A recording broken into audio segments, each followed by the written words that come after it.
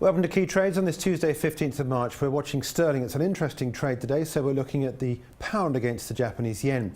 Then US dollar against the Canadian dollar as a way to trade the recent drop in the price of oil. And silver, a good illustration as to how to trade a double top. But first of all, back to today's move in the pound. It's an interesting week for sterling as there's the budget tomorrow, hampered somewhat by the impending Brexit vote on the 23rd of June. And the Bank of England meets tomorrow for the first of 2 days of meetings, culminating in that rate decision on Thursday at high noon. Let's turn though first of all to Joshua Mahony with a look at how sterling is trading. Josh.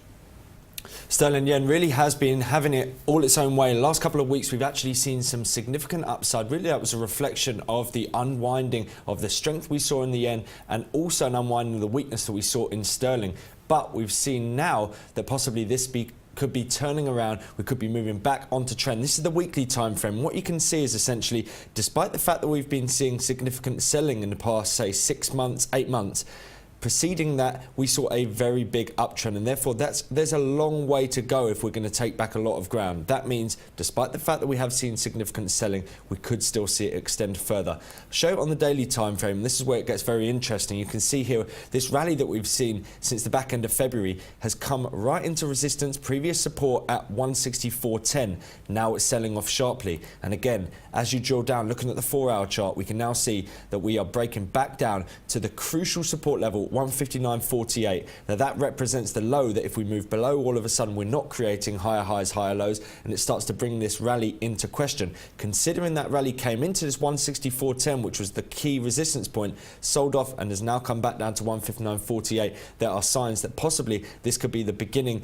of yet another leg lower for sterling yen. So that 159.48 is going to be pivotal for today's trading. A move below it could see this selling continue, or otherwise we could see some sort of rejection of it and a move back towards the middle of this range before we try to sell off once more. The second key trade is out of the recent drop in the price of oil, the first 2-day drop in the price of a barrel of crude in a month. For this, we're looking at the Canadian dollar. Looking at the daily time frame here, you can see that whilst we did see a very strong uptrend in the back end of 2015 has seen a sort of like-for-like sell-off, and it's been very consistent.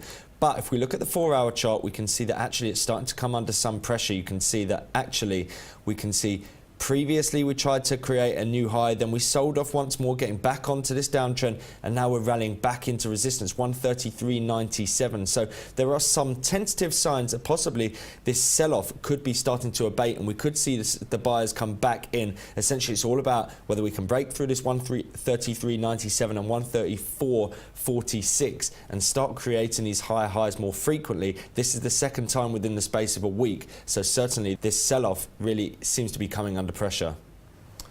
And finally, silver. We often look at the much traded gold, but here we're looking at silver and a lesson in how to trade a double top pattern. So the interesting thing that we're looking at here is on the weekly time frame. What you can see here is we've got this really long-term trend line coming into play, and you can see just in the last week or so it's actually hit that trend line once more. That's a potential sign. It doesn't necessarily mean that we are actually going to turn over from it, but it's a potential sign that we could actually start to roll over. If we look in terms of the daily time frame, we can see that there's a potential for this big double top formation, with the top of that coming right into that trend line resistance. So that is a pretty bearish sign in itself. Again, if we look in terms of the 4-hour chart, you can see something quite similar. Once again, another double top in terms of the 4-hour chart. The neckline on this occasion would be found at 15.15. We get a close below there, all of a sudden it starts to look pretty bearish, and this big double top all of a sudden starts coming into view, where the neckline of that is 14.61. So yes, we've been having a very strong period for silver and gold, but we've now come into major trendline resistance, and with the potential double top coming into play, we could see the sellers come back in.